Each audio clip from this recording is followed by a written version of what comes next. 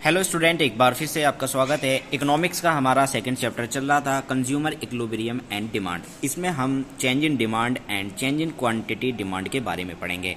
Change in demand क्या होता है? जब किसी फैक्टर्स की वजह से हमारी डिमांड में चेंज आने शुरू हो जाते हैं तो उसे चेंज इन डिमांड कहते हैं। चेंज इन क्वांटिटी क्या होता है? जब किसी फैक्टर की वजह से नहीं, सीधा प्राइस की वजह से हमारी जो डिमांड है उसमें चेंजेस आने शुरू हो जाते हैं, उसे चेंज इन क्वांटिटी डिमांड कहते हैं।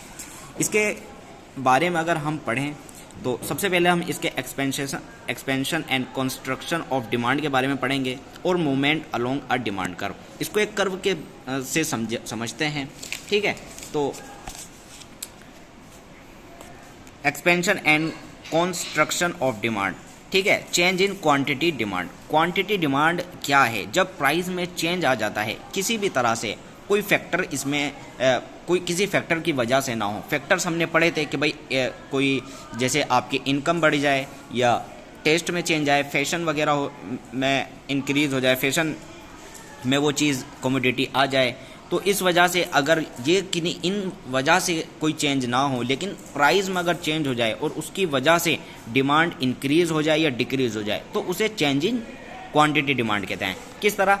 ठीक है, इसका देखिए, एक चेंज इन डिमांड क्वांटिटी में दो तरीके से होगी, एक डाउनवर्ड होगी मूवमेंट, एक अपवर्ड मूवमेंट होगी, ठीक है। इसको डाउनवर्ड को एक्सपेंशन मूवमेंट कहते हैं जब प्राइस डिक्रीज होता है, ठीक है। ये तब होती है। प्राइस डिक्रीज किस तरह से होता है कि भाई मान लीजिए आपने कोई चीज़ 20 रुपये में ख़रीद रहे हैं, अब उसके प्राइस कम हो गए हैं 15 रुपये, तो आप उसकी डिमांड बढ़ा देंगे उस चीज़ की, ठीक है। तो जो हमने लॉ ऑफ डिमांड में पढ़ा था। अपवर्ड क्या होगा? इसको हम कंस्ट्रक्शन मूवमेंट भी कहते हैं। Due to increase price increase हो गई जिसकी वजह से उस चीज़ की जो डिमांड है वो घट गई, तो इसे अपवर्ड कहेंगे, कंस्ट्रक्शन कहेंगे। इसको हम अगर एक कर्व से समझते हैं, ठीक है। मूवमेंट किस तरह होता है इसमें? देखिए, सबसे पहले हम इसमें एक्सटेंशन पढ़ लेते हैं। एक्सटेंशन क्या होता है? देखिए, मान लीजिए आप कोई प्राइस है 20 रुपये, तीन प्राइस लिए हमने 20 रुपये, 15 रुपये और 25 रुपये, और यहाँ पर क्वांटिटी ली है 50, 100 और 150, ठीक है। 20 रुपये में कोई चीज़ आप खरीद रहे हैं 100 क्वांटिटी में, 20 रुपये में कोई चीज़ आप 100 क्वांटिटी में खरीद रहे हैं। अब मान लीजिए क्या हुआ, उसके जो प्राइस हैं वो कम हो गए किसी भी वजह से, वो उसके प्राइस कम हो गए, उसके प्राइस आ गए 15 रुपये। अब जब उसके प्राइस 15 रुपये आ गए तो आप उसकी जो डिमांड है उसकी डिमांड को बढ़ा देंगे। यहाँ पर इसकी डिमांड बढ़ा दी गई, इसकी डिमांड आपकी 150 रुपये 150 क्वांटिटी हो गई। यहाँ पर आप ये देख सकते हैं कि पहले तो 20 रुपये में इतनी क्वांटिटी आ रही थी, ठीक है, 100 आ रही थी, लेकिन अब कितनी आ रही है? 150 आ रही है। तो इसे कहते हैं हम एक्सटेंशन। मूवमेंट करा इसने, आपकी जो क्वांटिटी डिमांड है इसने मूवमेंट करा। मूवमेंट इसका डाउन स्लोप वर्ड में हुआ, ठीक है भाई। पहले आपका यहाँ था ये 100 पे, ये डाउन आ गया नीचे, ठीक है। तो ये डाउन स्लोप वर्ड में आता है। इसके बाद अगर हम बात करें कंस्ट्रक्शन की, भाई कोई प्राइस 20 रुपये है, 20 रुपये पर आप उसकी क्वांटिटी 100 खरीद रहे हैं। अब किसी कारण उसके जो प्राइस है वो 25 रुपये हो गए, ठीक है। 25 रुपये में क्या करा, अब आप 100 की जगह उसकी जो क्वांटिटी है वो 50 कर रहे हैं, तो यहाँ पर उसकी जो डिमांड है वो घट गई है। तो इसका जो कंस्ट्रक्शन का जो स्लोप होता है वो अपवर्ड जाता है, ऊपर की तरफ जाता है। यहाँ पर था ये, अब ये ऊपर की तरफ पहुँच गया यहाँ पर, तो इसका जो कंस्ट्रक्शन है वो ऊपर की तरफ जाता है। तो क्वांटिटी डिमांड आपकी यही होती है। इसके बाद अगर हम बात करें shift in demand curve. Shift in demand curve क्या होता है इसको भी हम पढ़ लेते हैं। देखिए, चेंज इन डिमांड, इसको shift in demand, change in demand भी कहते हैं। इसमें रीज़न क्या होता है? इसमें रीज़न होता है change in factors other than price. भाई प्राइस तो आपके चेंज नहीं होंगे, लेकिन आपके जो फैक्टर्स हैं उनकी वजह से उस डिमांड में चेंज आ जाता है, ठीक है। इसको शिफ्ट इन डिमांड कर्व कहते हैं। तो ये भी एक राइट शिफ्ट होता है, एक लेफ्ट शिफ्ट होता है, एक इंक्रीज होता है, एक डिक्रीज होता है, जो हमने लॉ ऑफ डिमांड में पढ़ा था।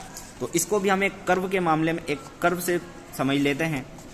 देखिए भाई, शिफ्ट इन डिमांड क्या होता है? आपका कर्व तो वही होगा, कर्व तो आपका एक ही होगा, लेकिन ये शिफ्ट हो जाएगा, या तो राइट वर्ड, या मतलब राइट में राइट बना देगा, राइट शिफ्ट बना देगा, या आपकी लेफ्ट वर्ड शिफ्ट बना देगा। या तो अगर देखिए, मान लीजिए भाई प्राइस है कोई क्वांटिटी आप 20 रुपये में ले रहे हैं, ये 50 क्वांटिटी है, ये 100 है और ये 150 है। भाई 20 रुपये में कोई आप चीज़ 100 क्वांटिटी में खरीद रहे हैं। अब क्या हुआ, किसी फैक्टर्स की वजह से मान लीजिए आपकी इनकम है वो ज़्यादा हो गई, या वो चीज़ फैशन में आ गई, या टेस्ट उसका अच्छा हो गया, तो कोई भी फैक्टर्स हो सकता है। अभी हमने जो इसमें पढ़ा था expansion and construction of demand, इसमें क्या पढ़ा था हमने कि भाई फैक्टर्स इसमें कोई भी रोल नहीं होते, इसमें सिर्फ प्राइस का रोल होता है। प्राइस ऊपर या नीचे जाता है जिसकी वजह से डिमांड बढ़ती या घटती है। लेकिन इसमें क्या है, इसमें यह कह रहा है कि फैक्टर्स की वजह से डिमांड में ऊपर या नीचे जाएंगे, प्राइस सेम है लेकिन फैक्टर्स की वजह से ये आपका या तो राइट वर्ड बना देगा, राइट वर्ड शिफ्ट, या लेफ्ट वर्ड शिफ्ट। किस तरह से, देखिए 20 रुपये की कोई चीज़ है, 100 क्वांटिटी में खरीद रहे थे। अब क्या हुआ, आपकी जो इनकम है वो बढ़ गई। आपकी मान लीजिए इनकम 1 लाख रुपए ज़्यादा हो गई, पहले 50,000 थी अब 1 लाख हो गई। तो आप क्या करोगे, आप डिमांड बढ़ाना शुरू कर देंगे। भाई जो चीज़ आप 10 खरीदे थे, अब तो आपको और मंदी लगेगी, तो आप अपनी डिमांड इंक्रीज़ कर देंगे। तो जब आप अपनी डिमांड इंक्रीज़ कर देंगे, 20 रुपये में ही वो चीज़ आप 100 की जगह आप 150 खरीद रहे हैं।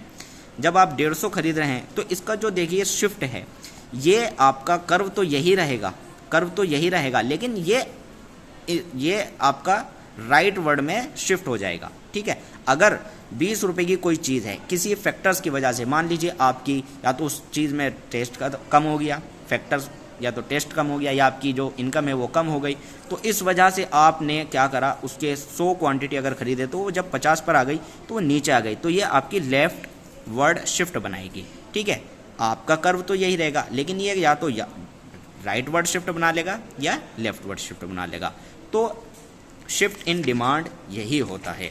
ठीक है, दूसरी बात, इसको अगर हम कंपेयर करें, भाई एक्सटेंशन और एक्सटेंशन, अभी हमने पढ़ा था एक्सटेंशन क्या कह रहा था कि ये डाउनवर्ड की तरफ जाता है, नीचे की तरफ जाता है। इसमें हम क्या पढ़ रहे थे कि इसमें प्राइस होता है, या तो प्राइस ऊपर हुआ या प्राइस नीचे हुआ। लेकिन इसमें जब प्राइस नीचे होता है तो आपका एक्सटेंशन बनता है। जब आप देखिए 20 रुपये में कोई चीज़ 100 क्वांटिटी में खरीद रहे थे, लेकिन उसके प्राइस जैसे ही 15 रुपये पर पहुँचे तो आपने उसकी क्वांटिटी 150 कर दी। ठीक है, तो यहाँ पर आपने क्या करा, उसकी डिमांड बढ़ा दी। तो एक्सटेंशन जब यहाँ पर आपका इतना यहाँ पर बन रहा था, आपका जो कर्व था यहाँ बन रहा था, लेकिन जब आपने उसकी डिमांड बढ़ा दी तो वो नीचे की तरफ एक्सटेंस हो गया। एक्सटेंशन इतना था पहले आपका, लेकिन अब बढ़ के इतना हो गया, तो ये एक्सटेंड हो गया। इसके बाद अगर क्वांटिटी डिमांडेड की अगर इसकी बात करें, इसमें प्राइस तो सेम है, लेकिन आपकी डिमांड बढ़ गई ड्यू टू फैक्टर्स की वजह से। भाई किसी फैक्टर्स की वजह से आपकी डिमांड इंक्रीज हो गई। 20 रुपये में कोई चीज़ आप अगर 100 खरीद रहे थे, लेकिन आप 150 खरीद रहे हैं, किसकी वजह से, फैक्टर्स की वजह से। तो ये आपका राइट वर्ड की तरफ बनाएगा, शिफ्ट आपका राइट वर्ड की तरफ बनाएगा। इसी तरह कंस्ट्रक्शन, जब आपके प्राइस बढ़ जाएं, 20 रुपये से आप कोई चीज़ 100-150 खरीद रहे थे, लेकिन जैसे ही प्राइस बढ़े तो आप उसको 100 पर ले आए। ठीक है, 100 पर ले आए, तो इसमें क्या हुआ, आपका कंस्ट्रक्शन हो गया। ठीक है, किस तरह, ये अपवर्ड की तरफ जाता है।